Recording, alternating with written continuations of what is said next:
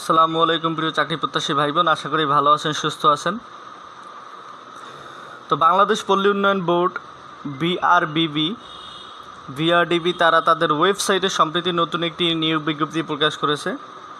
বলা বাহুল্য এটা মূলত একটা রিসার্কুলার পুনঃনিয়োগ বিজ্ঞপ্তি। তো উক্ত পদগুলোতে আপনারা যারা এর আগে অ্যাপ্লাই করেছেন তাদের আবেদন করার প্রয়োজন নাই। যারা নতুন আবেদনকারী আছেন তারাই শুধু অ্যাপ্লাই করবেন, বা উক্ত পদগুলোতে যারা আবেদন আগে করেছেন তাদের আবেদন করতে পারবেন না আপনারা। তো এই যে বাংলাদেশ পল্লী উন্নয়ন বোর্ডের যে নিয়োগ বিজ্ঞপ্তি প্রকাশ করেছে, এই নিয়োগ বিজ্ঞপ্তিতে শূন্যপদের সংখ্যা, উক্ত শূন্যপদগুলোতে আবেদন করার জন্য কী কী শিক্ষাগত যোগ্যতা প্রয়োজন এবং কী কী কাগজপত্র সাবমিট করে আপনারা আপনাদের আবেদনটি সম্পন্ন করবেন, উক্ত পদগুলোতে আবেদন করার জন্য কোন কোন পদে আবেদন করার জন্য কত টাকা আবেদন ফি নির্ধারিত হয়েছে, আবেদন জমা দানের শুরু এবং সর্বশেষ যে তারিখ কবে ইত্যাদি উল্লেখপূর্বক সম্পূর্ণ বা পূর্ণাঙ্গ তথ্য নিয়ে আজকের ভিডিওতে কথা বলবো। সো ভিডিওটি না টেনে কন্টিনিউ করার অনুরোধ রইল। মূল ভিডিও শুরু করার আগে আপনাদের কাছে ছোট্ট একটা রিকোয়েস্ট, আপনারা যারা আমাদের চ্যানেলে নতুন ভিউয়ার্স আছেন তারা চ্যানেলটি সাবস্ক্রাইব করে পাশে থাকা বেল আইকনটি প্রেস করে দিবেন। তো মূল ভিডিও আলোচনা করা যাক। আপনারা স্ক্রিনে দেখতে পাচ্ছেন প্রথম যে পোস্ট, দেখেন প্রথম যে পোস্টটা দেওয়া আছে এটা হচ্ছে মূলত হিসাব রক্ষক, অ্যাকাউন্টেন্ট। এটা মূলত ব্লগ পোস্ট, বাণিজ্য বিভাগের ডিপার্টমেন্টের জন্য খুবই ভাইটাল একটি পোস্ট। 11 গ্রেডের জব। 11 গ্রেডের সচরাচর এত বড় সার্কুলার আর হয় না। মোট শূন্যপদের সংখ্যা 177টি। দ্বিতীয় বিভাগ সহ বিকম পাস করলেই হবে। আপনারা যারা স্নাতক বা স্নাতকোত্তর বা ডিগ্রি পাস যারা বিবিএস কোর্স কমপ্লিট করেছেন তারা এক্ষেত্রে অ্যাপ্লাইটি করে নিতে পারবেন। সহকারী আর্টিস্ট 11 গ্রেডের জব, 12,500 থেকে বেতন শুরু। মোট পদের সংখ্যা হচ্ছে 1টি। শিল্পকলায় স্নাতক degree. Stenographer cum computer operator 13 গ্রেডের একটি জব, শূন্য পদের সংখ্যা হচ্ছে 5টি। আপনার বেসিক কম্পিউটার সহ কম্পিউটার যে ইংরেজিতে 30 এবং বাংলায় 25 গতি সম্পন্ন এবং এর পাশাপাশি 1 বছরের অভিজ্ঞতা সহ উচ্চ মাধ্যমিক পরীক্ষায় পাশ হলে আপনারা এক্ষেত্রে অ্যাপ্লাইটি করে নিতে পারবেন। অফিস সহকারী বা উচ্চমান সহকারী 13 গ্রেডের একটি জব, মোট শূন্য পদের সংখ্যা হচ্ছে 6টি। দ্বিতীয় বিভাগ সহ যারা স্নাতক ডিগ্রিতে উত্তীর্ণ হয়েছেন তারা অ্যাপ্লাইটি করে নিতে পারবেন। গবেষণা অনুসন্ধানকারী 13 গ্রেডের একটি জব, শূন্য পদের সংখ্যা 3টি।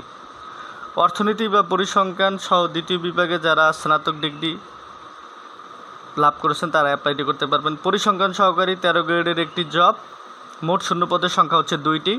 অর্থনীতি পরিসংখ্যান দ্বিতীয় বিভাগে যারা স্নাতক ডিগ্রি অর্জন করেছেন তারা অ্যাপ্লাইটি করে নিতে পারবেন। নিরীক্ষা সহকারী 13 গ্রেডের একটি জব, মোট শূন্য পদের সংখ্যা হচ্ছে 60টি। দ্বিতীয় বিভাগ সহ বিকম পাস করলে আপনারা অ্যাপ্লাইটি করতে পারবেন। হিসাব সহকারী 13 গ্রেডের মোট শূন্য পদের সংখ্যা হচ্ছে 36টি। দ্বিতীয় বিভাগ সহ বিকম পাস করলে আপনারা অ্যাপ্লাইটি করতে পারবেন। ক্যাশিয়ার 13 গ্রেডের একটি জব, মোট শূন্যপদের সংখ্যা হচ্ছে 2টি। দ্বিতীয় বিভাগ সহ বিকম পাস করলে আপনারা অ্যাপ্লাইটি করতে পারবেন।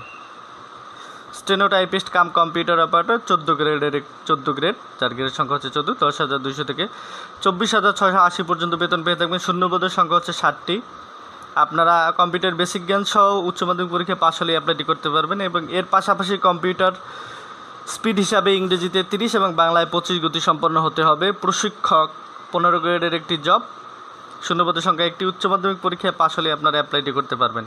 ড্রাফটসম্যান 15 গ্রেড, শূন্যপদের সংখ্যা 1টি। উচ্চ মাধ্যমিক সহ ড্রাফটসম্যানশিপ সার্টিফিকেট থাকলে আপনারা অ্যাপ্লাইটি করে নিতে পারবেন। অফসেট প্রিন্টিং অপারেটর 15 গ্রেডের একটি জব, শূন্যপদের সংখ্যা 1টি। অফিস সহকারী কাম কম্পিউটার অপারেটর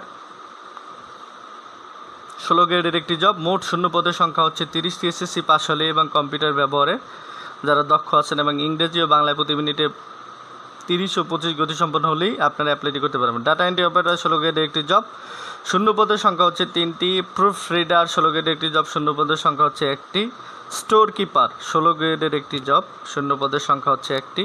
সর্বশেষ যে পদ অফিস সহায়ক 20 গ্রেডের একটি জব, শূন্য পদের সংখ্যা হচ্ছে 50টি। অষ্টম শ্রেণী পাস হলেই আপনারা সেক্ষেত্রে অ্যাপ্লাইটি করে নিতে পারবেন। তো আবেদন জমা দানের শুরুর তারিখ হচ্ছে 25শে মার্চ সকাল 10টা থেকে 4 মে 2025 বিকাল 5টা পর্যন্ত আপনাদের ডেডলাইন থাকবে। তো আগ্রহী প্রার্থীগণ উক্ত সময়ের মধ্যে অবশ্যই আবেদনটি সম্পন্ন করে নেবেন।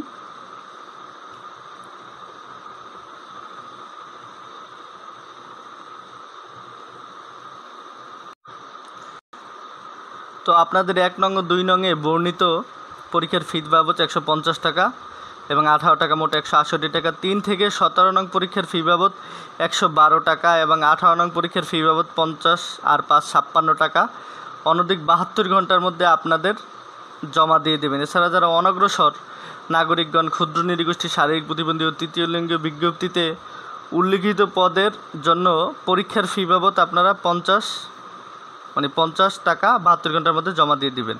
তো এই ছিল আজকের ভিডিওটি ভালো লেগে থাকলে এবং এই নিয়োগ সংক্রান্ত অন্য কোনো তথ্য জানার থাকলে বা কোনো জিজ্ঞাসা থাকলে আপনারা কমেন্ট বক্সে কমেন্ট করতে পারেন, আমরা রিপ্লাই দেওয়ার চেষ্টা করব। তো সরকারি বেসরকারি চাকরির আরও উল্লিখিত সমস্ত নিয়োগপূর্বক প্রয়োজনীয় তথ্য পেতে আমাদের চ্যানেলের সাথেই থাকুন। ধন্যবাদ সকলকে।